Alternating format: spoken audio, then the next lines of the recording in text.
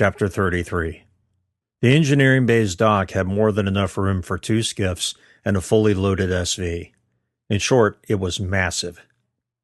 PFC Cuccia drove the skiff while PFC Osorio handled infantry duties and Kelly stood in the turret, her virtual display practically wrapping around her body. Any direction she looked, information awaited her, so much so that it was almost overwhelming.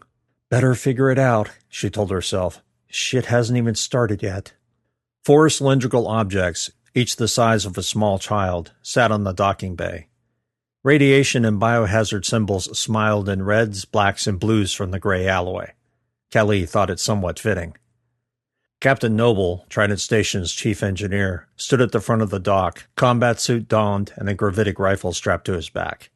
That detail made Kelly grin. The man didn't like wearing the suit, much less combat, but he'd fight if it came to that. "So, Captain," Kelly asked as Osorio loaded 2 into the skiff, "how do these work?" Nobel's lips twitched into a grim smile. "Once you place them, tap the cap and get away from it. After 120 ticks, it'll begin broadcasting and start a controlled meltdown. Enough rads to make the fuckers want to stop and take a bath. 4 of them placed between Trident and shipyards? You think they'll bite?" His grin widened. "I'm hoping they run with the bait, literally." She didn't quite know what he meant by that, and as Osorio gave her the thumbs up, she realized she wasn't going to have the chance. "Good luck, Lieutenant," Noble said with a brief salute. From inside the transaluminum turret, she returned it. "Alpha, moving out," Kelly said over the comms. "Copy, Alpha," Dunn said. "Good hunting. Out." Terse and to the point, Kelly thought.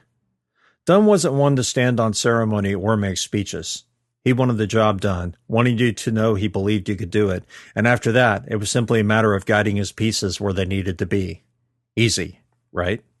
Cuccia pulled away from the dock, the conventional gas thrusters pushing the skiff to port for 100 meters before he neatly increased the turn and faced the edge of Trident Station, the shipyards looming in the shadows like a great metallic beast.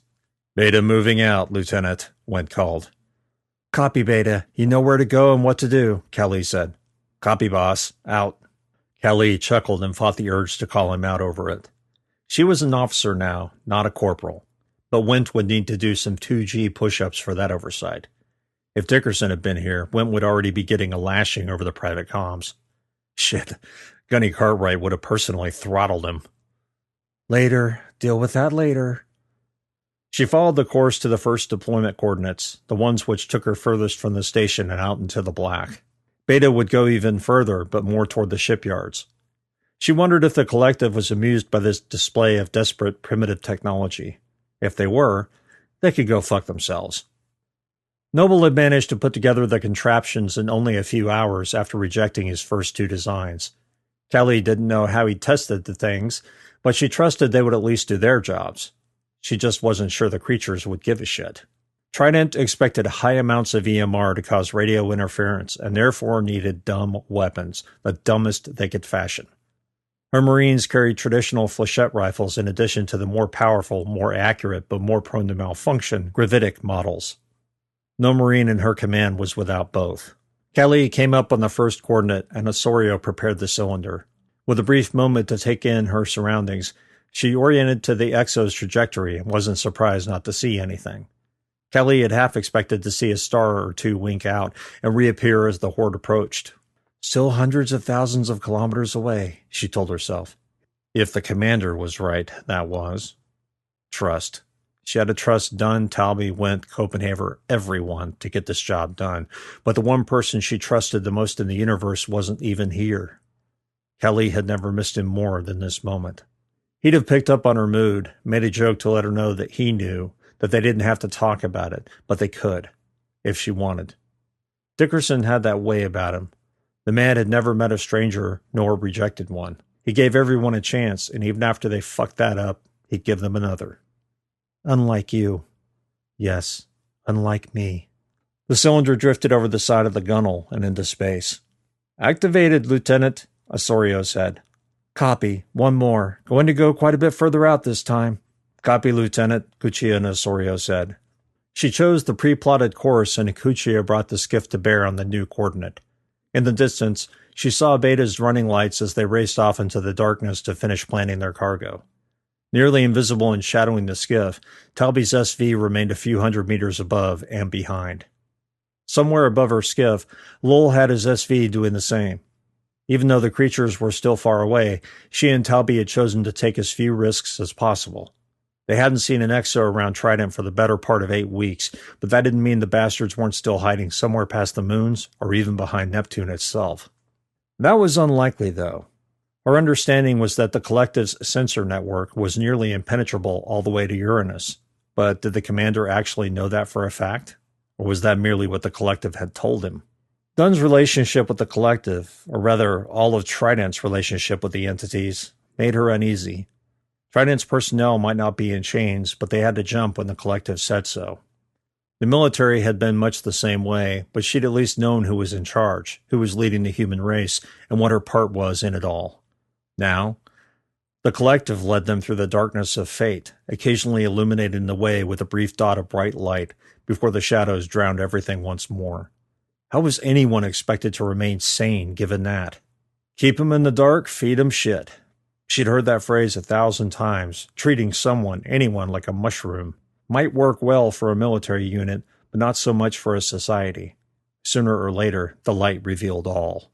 Beta to Alpha, Wentz said. Approaching target. But what is that? Callie glanced at his cam feed on her HUD and blinked twice, the feed enlarging, and finally she saw what he saw. Lights.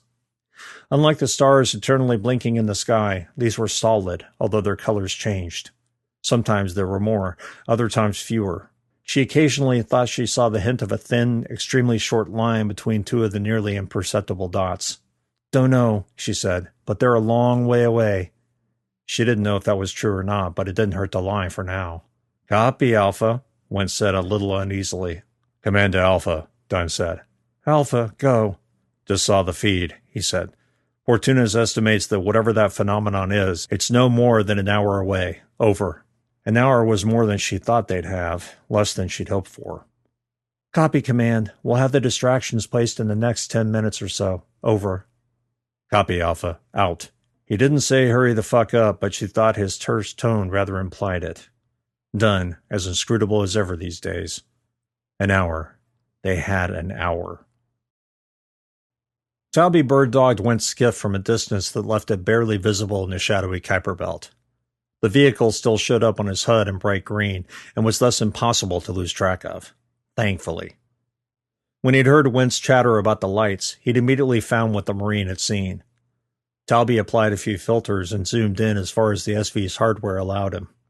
No doubt the trio could see much further, and probably had a fairly good view of the chaos going on out there. He thought for sure it was one of the Collective's hundreds of turret toys that had been dispatched over the last several hours. Evidently, they'd found the enemy, or the other way around. Either way, some kind of battle was going on out there. If the turrets were losing, they were putting up a void of a fight. Also, if they were losing, Talby thought Trident was in big trouble. He'd fought the Exos in an SV Knoll before, and damn near lost both his co-pilot and his life.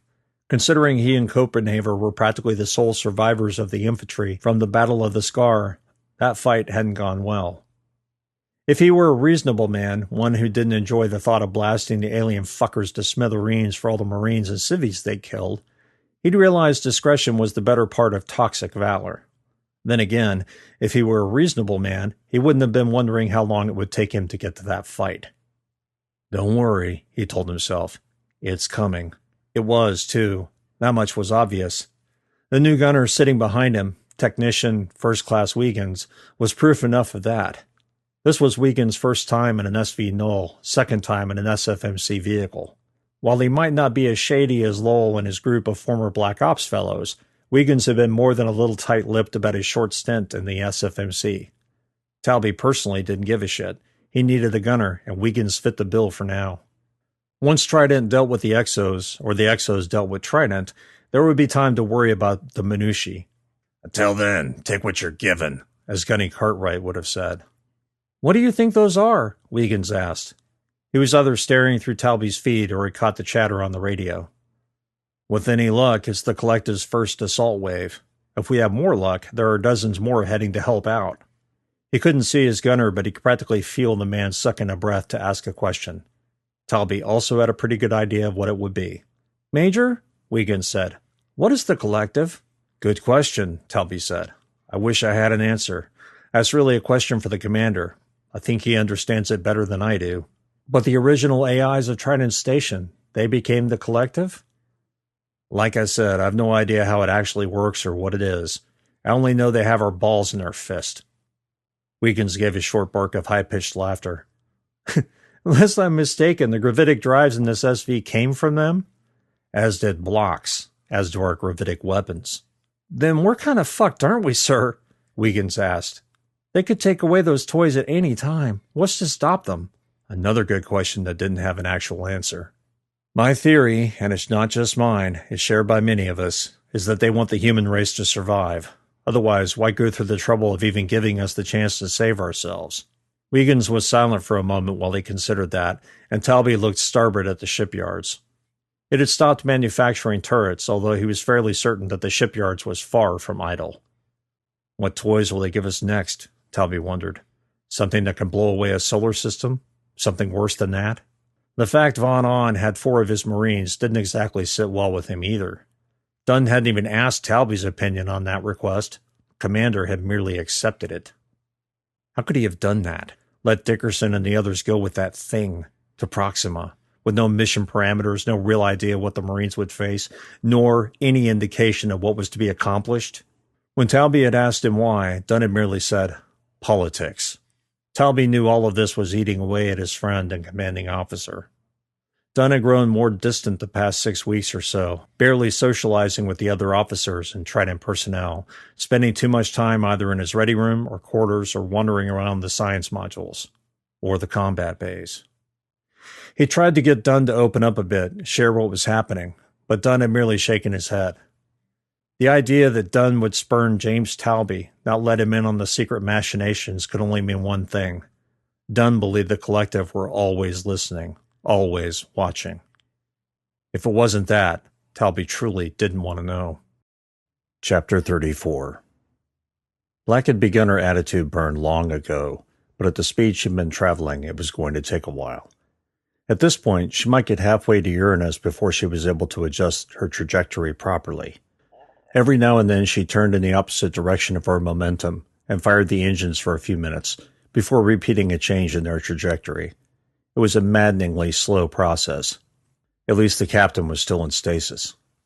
The Exos would be falling like a shroud over Trident Station in the next hour or so, and she had no chance of getting back there in time. At best, she'd arrive hours late to pick up the stragglers. At worst, there wouldn't be anything to return to. While Black was in one of her deceleration maneuvers, her radar lit up with contacts, but they weren't moving toward her. She was moving toward them. A few minutes later, she saw the first of the objects and, if she'd had a face, she would have grinned. A gravitic turret appeared on her cams, the guns once again pointed away from her and into space. Once she caught up to the automaton and it had made it past her bow, the turret flipped and pushed itself onto her hull where it locked into place. A few seconds later, 3 more found their way onto her starboard side. If she hadn't known they were the Collective's turrets or perhaps Gunny Cartwright's, Black would have been afraid for Oakes' life. Before long, she had 7 of the turrets spread across her starboard hull, with 5 more in her ventral. Her radar cleared and she waited a few more minutes to see if any additional contacts appeared.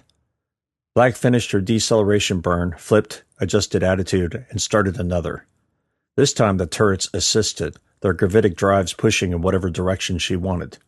She was ridiculously large compared to the small turrets, but their gravitic drives were more than enough to help her slow her speed. Black knew she'd still be late to the fight, but at least now she might be there before it ended. The Horde had known its destination before the ship began destroying the portal. If the ship hadn't damaged the entry point, the Horde would be 3 times the size it was now.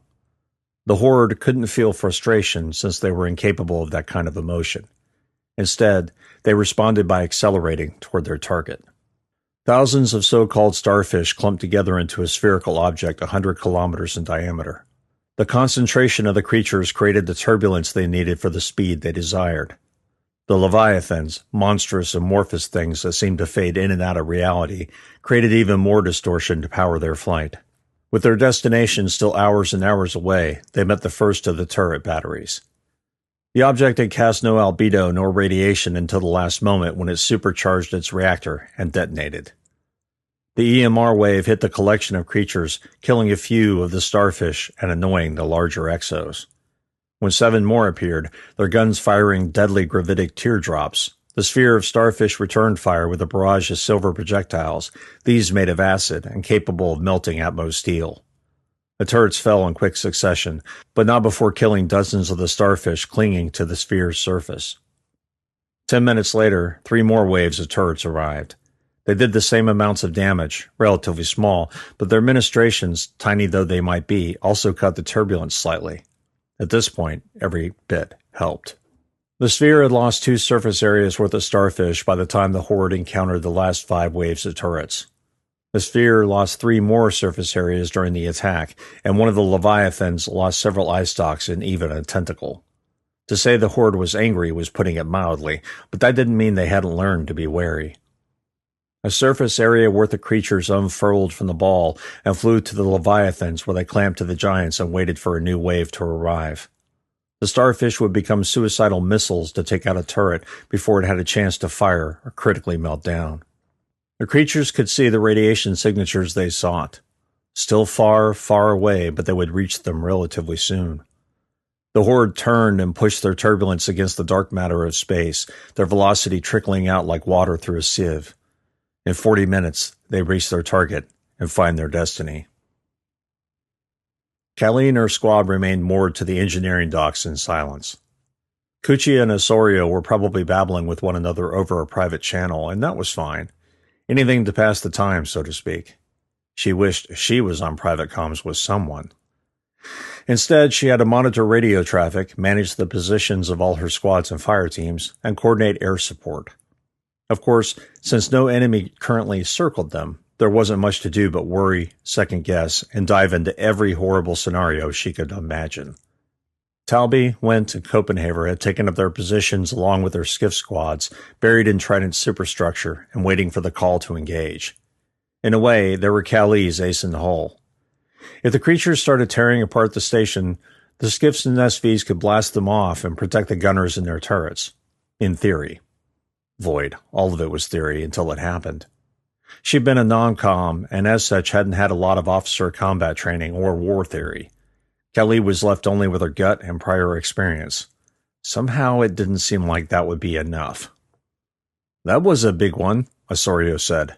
"And there's another." Callie looked out at the stars again and saw a retreating glow in the far distance, little more than a pinprick that had expanded for a beat before fading out. Another one appeared, followed by 3 more. "What's going on out there, Lieutenant?" Cuccia asked. "Not a clue, but I think the shipyard's mobile turrets just engaged the enemy." "Go shipyards," Cuccia said. "Thin 'em out." Thin 'em out. She remembered how large the Horde was last time, their dark bodies blotting out the stars and even Neptune's light as they consumed every available photon and every source of EMR they could. She and Dickerson, helplessly trapped on Trident's exterior, had watched them come in and watched them leave. They'd also seen the detonation that created the scar. An electric tingle of fear rose up her spine as she gritted her teeth. Outgunned, outnumbered, and sitting on a massive target that couldn't possibly move in time. It was what it was, and she had what she had. There would be no reinforcements apart from Black if she arrived in time. The trio would perform their duties with what automatons they had, as well as taking over gunnery operations for any unoccupied turrets. Missile batteries were ready to fire at any massive organisms coming in, and the commander even had Noble on standby as a gunner. In short, Trident was about as ready as it was going to get. If the creatures attacked the shipyards, however, there would be nothing she or anyone else could do. The collective controlled monstrosity would have to fend for itself when it came to the Exos. She had a feeling it could do that. The only question was whether or not her squads would get caught in the crossfire. A new wave of turrets approached from behind the Horde, their batteries firing gravitic rounds indiscriminately into the impossibly dark cloud of creatures. As the turrets continued chasing, parts of shattered carapaces, broken starfish arms, and a chunk of what might once have been one of the massive Leviathans passed by. One turret smashed into a particularly large piece of debris, its reactor immediately going critical and blasting the area with light before vaporizing. The turret wave didn't slow. When the automatons realized parts of the horde were diverging, they split their numbers and continued the chase. They were no more than 20 minutes away from Neptune's outer radiation bands, and at current speed, 25 minutes from racing into Neptune's orbit. As if on cue, the horde's massive conglomeration of creatures that resembled misshapen planetoids broke apart into spherical squadrons that measured several kilometers in diameter. They instantly slowed as if able to swim against the tide of dark matter. The turrets, even with their gravitic drives burning in the opposite direction, raced through the spheres of alien creatures, firing their weapons until the reactors had just enough power left to go critical. 9 of the turrets detonated in the midst of the mass, but did little comparative damage, the creatures seemingly aware of what the turrets were attempting to do. If the automatons had been sentient, or if Gunny had had more time to program them, they would have realized the only option was to race to Neptune as fast as they could, until they could transmit a warning. Instead, they died in silent flashes of nuclear energy. Gunny's sensors triggered on the far side of Neptune. Once again, the collective had snuck in a supply ship of some kind that he hadn't noticed. Bastards had found a way around his early warning systems, although that shouldn't be a surprise.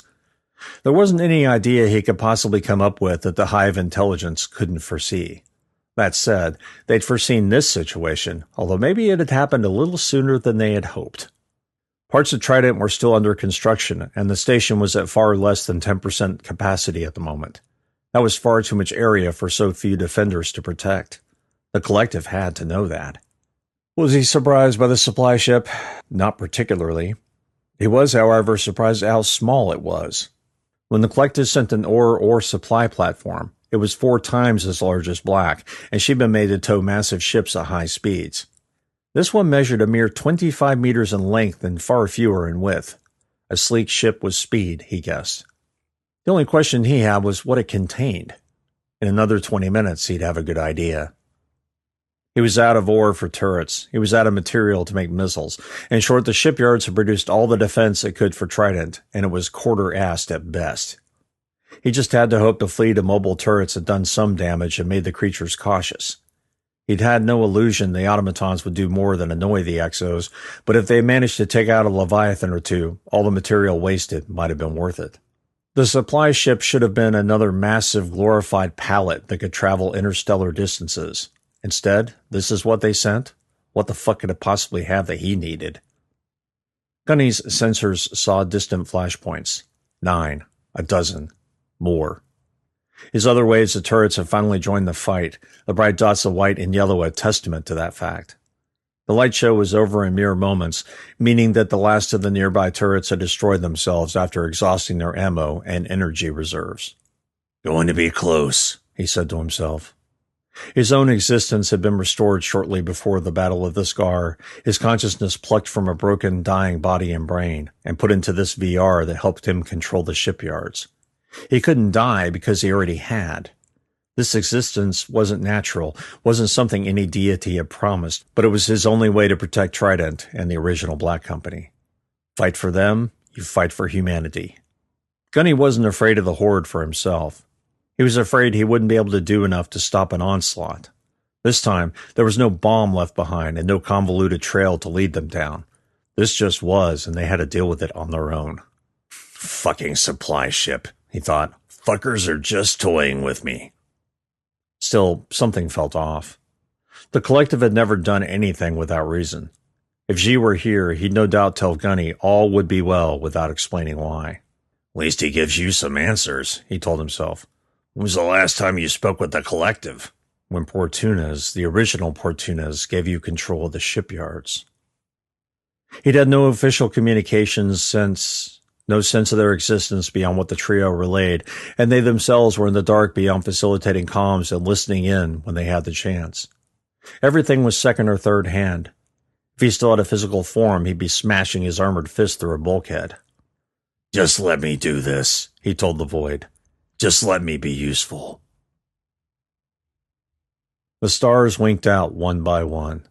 The distant forms of Neptune's satellites were swallowed by darkness as the oncoming horde consumed every available photon, their bodies strengthening and healing from the turret damage. In another 5 minutes, they'd swarmed the last line of defense for the human race.